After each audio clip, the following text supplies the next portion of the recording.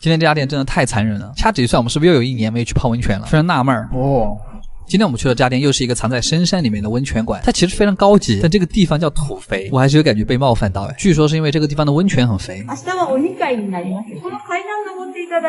带你们入住之后，本来想给你们拍一下我的房间有多大，但它实在是太大了，我们还是换了衣服直接去泡温泉吧。这个地方总共6个池子，3个盐泉，3个碳酸泉。很过分的是，它还有一个情侣的私汤这我跟汤老师2个看起来像情侣吗？气死我了！吃饭的包厢在一个很隐蔽的地方，只有服务员上菜的时候才会把包厢的帘子打开，所以你大可不必担心。你是跟谁来的？这桌菜就是我们泡完温泉的奖励。其实，在你泡完温泉之后，看到有人给你准备了一大桌的菜，你会有一种幸福的错觉。那不废话，我花了钱的。第一个是温泉豆腐，应该用的不是我刚才才泡过的那个温泉吧？应该吧？这个是银鱼的鱼冻 ，QQ 弹弹，非常开胃。这个就比较恶心了，酱油腌的章鱼刺身，这个很好吃。芝士烤甜虾，这种菜就是不管好吃难吃都只有一小口。比方说看这个，一小口烧鲷鱼，我觉得鲷鱼都还没反应过来，它就已经在你胃里。这是一只刚才还活着的白虾，直接把别人的背掀开了。哇！话说它的壳还是透明的，有够残忍的。然后更残忍的是，他会给你端上一锅生烤鲍鱼，看着这个鲍鱼扭的那个样子，我都觉得痛。但这个应该很好吃吧？这个鲍鱼它下面还带着肝。你们知道带着内脏的鲍鱼是什么味道吗？就像五花肉夹着大肠吃，非常爽。微苦，但这家店最奇怪的是他们家没有水果，所以我决定送大家一点福利。每个月的18日是美团外卖的神券节，打开美团外卖搜索阿基，领取18元水果券，缤纷果切不超过6块9，红心咪柚一个才9毛9，超划算。可以戳评论区了解一下详情哦。好了，我们继续吃菜。下一个菜是一个非常凶狠的大叔送了我们一条金木雕，总感觉大叔在这工作之前应该是做什么比较厉害的工作的。这个是用甜酱煮出来的金木雕，香甜的酱汁是彻底煮进去了，本来没什么味道的金木雕，肉里面都泛着香甜，而且这个特别适合就着白米饭吃，而它的皮是甜的。最后我们就要来啃螃蟹了，蟹腿基本上已经帮你做了一些处理，吃起来会很方便，用手都可以直接扯出来，基本上就是用白水煮的螃蟹。千叶蟹腿肉的味道还是很浓的，旁边还放了一碗剥好的蟹肉。最后我们还有一份寿喜烧，你们发现没有？温泉酒店里面菜的量是真多呀。其实这家店真的还有很多菜，但我真的讲不完了。阿基推荐指数8.5分，好玩，适合情侣来。我管那么多干嘛？去，卡玩意儿。川菜如果往高级的做，能好吃吗？以前我会觉得高端川菜都很一般，直到今天这家店。虽然这是我吃过最贵的一次川菜，但是3000多年的历史也值得我们花这个钱。不是这个有点夸张了吧？又到了吃川菜的日子啊！最近我也接到了3九胃泰牌养胃书的吃辣挑战。成都人抽到了4川，所以今天会是一期本地人的推荐。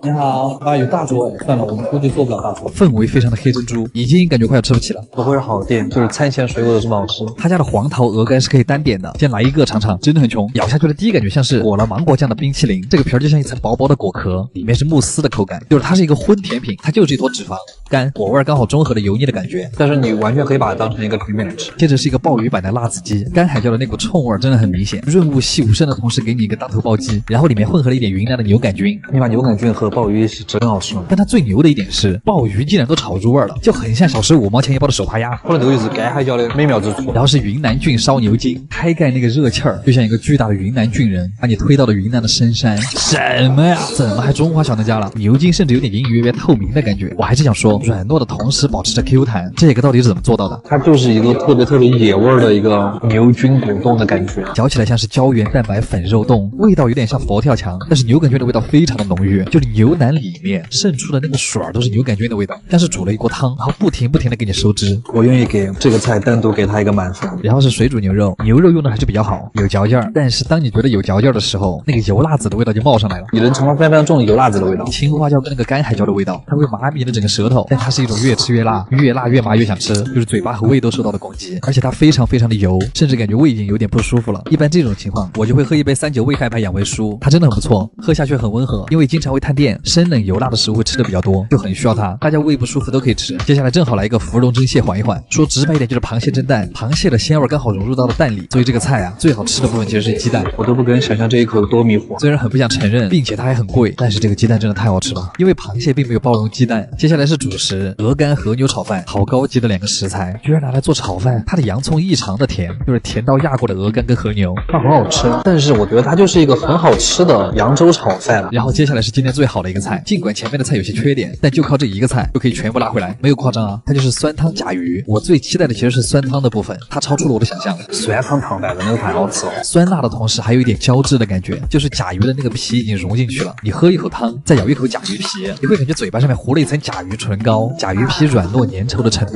有一点像桃胶，甲鱼的肉吃起来又很像兔子肉，肉质很紧，但是嚼起来又很嫩，像是蒜瓣肉，恰到好处的辣味，酸汤金灿灿的，看不到一点辣椒，但那个辣味真的会渗透到你的嘴巴里每一个角落。你再拿这个汤泡饭，就是说黄金汤饭真的很绝，我真的可以为了这一口甲鱼汤饭跑一趟重庆。它里面还有年糕，你们来了点这个菜就行了。好辣，好好吃。其实他们家属于中端川菜，并没有网上吹的那么高级，它会让你知道川菜真的不只是辣菜，想吃好一点的川菜就可以来这家。阿基推荐指数9.5分，暖心又暖胃的39未开牌养胃书，大家平时也多备一点吧。卡样，广州人怎么这么会做乳鸽呀？我是真服了。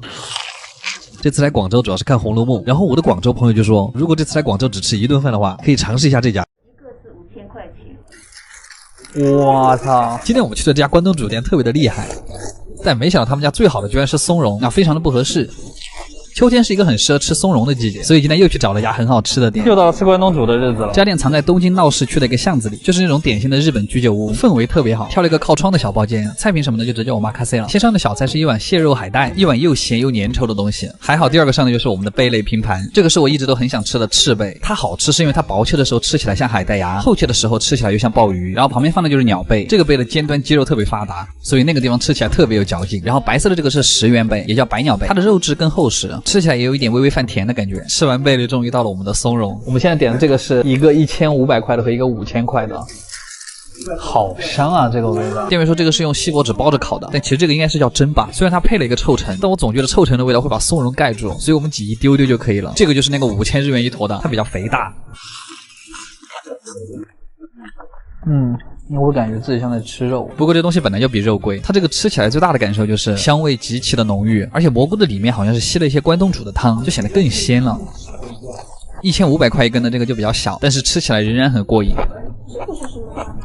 因为日本盛产松茸，所以卖的比较便宜，怎么感觉自己还赚了？甚至想买个 iPhone 13。现在得物上面 iPhone 13现货发售，还送原装充电头，其他大牌手机还有专业人员鉴别，靠谱多了。好了，说回下一个菜，又是我们的名贵食材老朋友日本金旗鱼，这是一种深海鱼。这个鱼就是肌肉发达，肉质很嫩，而且脂肪巨多，吃起来贼香。但我依稀记得我们今天是来吃关东煮的，所以赶紧让老板端了一盘上来。第一盘还是老三样，豆腐鸡蛋海带。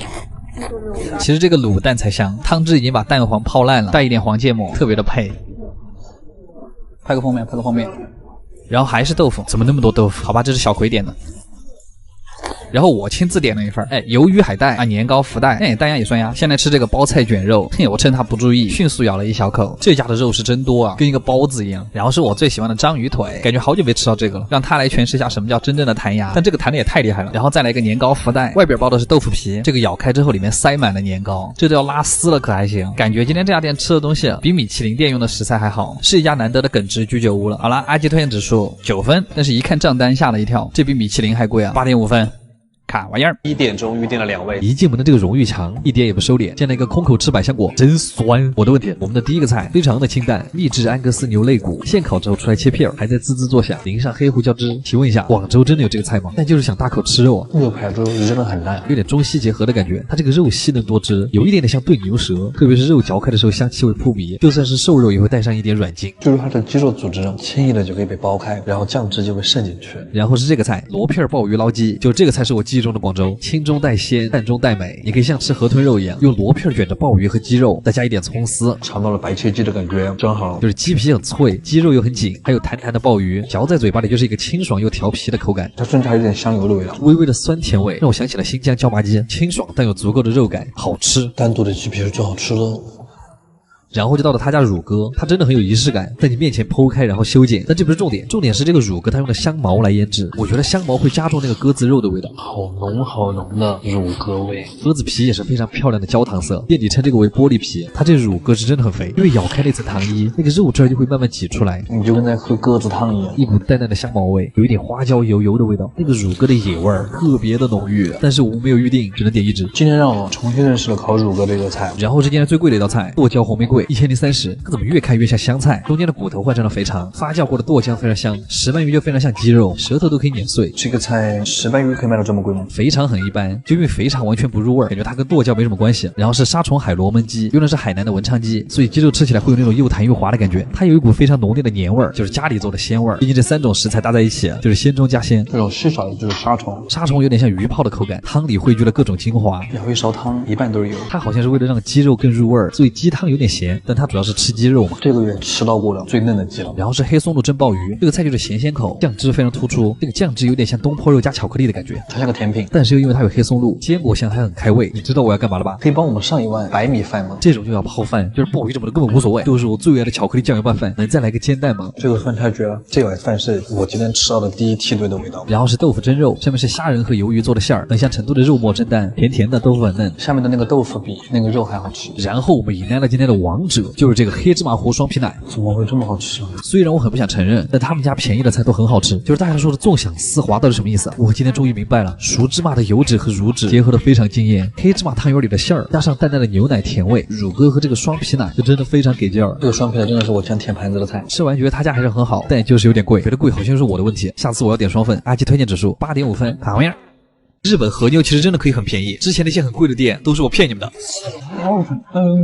又到了吃烤肉的日子。今天我们去的这家店，就是在我打工的时候经常去的一家店。这里的5盘肉可能还没有高级烤肉店1盘贵。这家店它在中目黑，这里有一条非常可爱的街道，感觉千寻下一秒就要出来把我吃了。我感觉这个地方它充满了一种非常精致的生活气息。虽然在日本已经吃惯了生肉，但是你每去一个店都会解锁一种新的生吃方式。嗨，阿扎玛斯，生拌牛心，这一碗里面没有一个是熟的东西，吃起来其实就是下酒菜，但是它的肉香真的很醇厚，和吃肉排的部位很像，因为它的酱料盖过了内脏味，其实也有一点像生鱼片的感觉。一旦克服了这种恐惧，还是挺好吃的。这一盘很像韩国泡萝卜菜，牛不是有4个味吗？一般吃第一个味道会比较多，因为它很厚很有嚼劲，你就嚼吧，一嚼一个不吱声。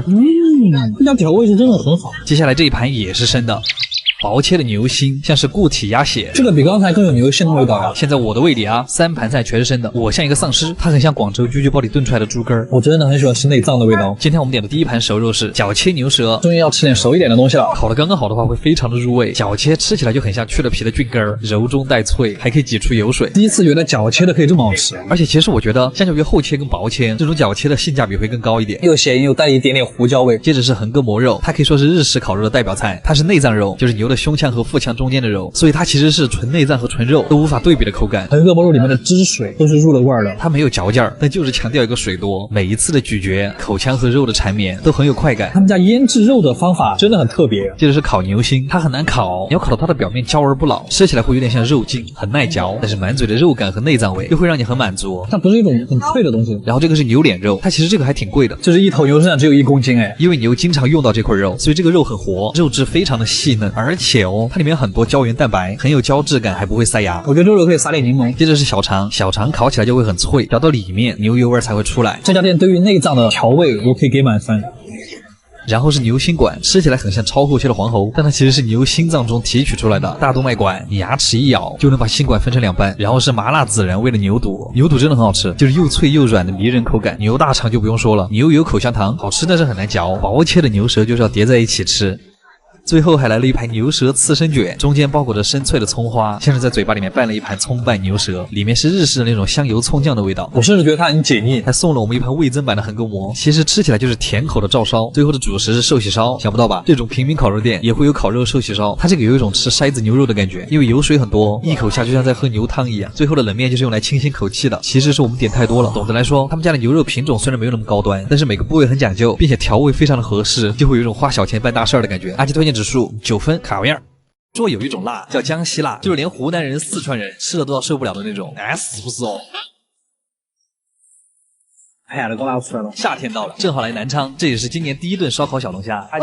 鸡鸽子吧？我感觉成都人对烧烤的要求都很高，都非常的倔，但是我第一串就没吃过。这是我人生第一次来南昌。不是鸡爪是可以用来烧烤的吗？但是它怎么看上去肥肥糯糯的？它应该是先卤后炸再烧烤，特别是鸡爪中间的部分，舌头一用劲它就脱骨了，而且烤的特别的入味，调味还有一种微微的甜味，有一点点像红烧鸡爪，里面的筋也很 Q 弹。已经开始辣了。然后是五花肉，我觉得它这个肉特肥，所以烤出来更容易外焦里嫩，一口下去油脂爆开的感觉很明显，所以配上生菜和蒜瓣会格外的香。江西烧烤真的比四川烧烤辣很多。他家还有这种原创的牛油小串，这个也是他们家的特色之一。它这个牛油单吃的话，比五花肉还浓郁，牛油的表面烤得脆脆的，它是真的有一股奶香味在里面。这个是韭菜羊肉串，感觉里面的韭菜味和羊膻味都比较冲的那种，特别新鲜的羊膻味。接下来我感受到了南昌人对皮蛋的热爱。烤皮蛋，你好，它这个壳能吃吗？严谨一点，它是蒜蓉鱼子酱烤皮蛋，它带壳烤的，保留了皮蛋的 Q 弹，但是又有烧烤的鲜辣。鱼子酱和蒜蓉真的是点睛之笔，就是皮蛋的咸味和蒜蓉的咸味，还有海鲜的咸味都特别的配。皮蛋带生蚝的感觉。你再来一口可口可乐，它和烧烤简直是热辣畅爽搭子。现在上大众点评搜可口可乐的烧烤局攻略，还可以看到当地 TOP 50的烧烤店哦。来南昌吃烧烤还可以线下打卡当地的可口可乐的烧烤节，参与游戏互动，还可以获得各种各样的礼品。哇，江西人都这么能吃辣吗？也有极限采爆梦和听前奏猜歌名这样的活动，各种各样的游戏我们也可以试一试。好啦，继续吃菜。它这个猪蹄其实外面特别的脆，像是用卤过的老妈蹄会拿来烤，里面的肉就是比较松散。不过它最大的特点还是辣，那个辣味一下上来了，特别的辣，就它是卤味里面就带了很辣。想象一下吃了曹氏中辣的感觉，然后烧烤还给你刷辣，江西人吃辣真的很猛。那个猪蹄把汗都给我拿出来了，真的很夸张。然后这个是我夏天最爱的美食小龙虾，分量为什么这么大一份？第一份点的是他们家的凉拌柠檬，就凉拌的虾肉口感和蛙肉感觉有些像，弹弹嫩嫩的，然后那个酸辣味特别入味，你光吸虾头里面的汁儿就很好吃，好清爽。这个是经典蒜蓉版的，它在炒的时候加了小米辣，你只需要把它单边的壳咬掉，就可以把虾尾的肉拖出来。接着这是一盘紫苏五花肉，这是一个多么奇妙的组合呀！紫苏独特的清香和滋滋冒油的五花产生的那个化学反应，就让你特别开胃。它这一出就是又辣又甜的味道。然后是老王的肥肠，它也是先卤再烤，这感觉又韧又弹，还有一种微微的脆感。3下5除2就没了。果然夏天就应该约着朋友烧烤加可乐，阿吉推荐指数8分，卡位儿。